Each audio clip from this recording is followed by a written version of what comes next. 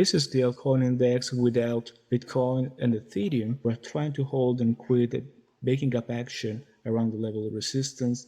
And I think the most significant data is the fact that for the first time, the up volume has increased since the beginning of this consolidation. So if we're expecting another leg up for the market in 2024, we have to be prepared to something like this when we test this level and maybe even this level. I know that we are close to a very overbought level in the short term, but we have to be prepared for this scenario in the long term, because this kind of rally occurs just one time every 4 years, so we have to be psychologically prepared. In case some kind of correction comes, we don't have to be discouraged, but we have to see that as an opportunity to act. And we see that Bitcoin is still flirting with this line here, some profit taken, yes, but the high probability scenario just to have some form of short-term consolidation on this level. Probably something like what we're seeing here, and maybe after that, deterioration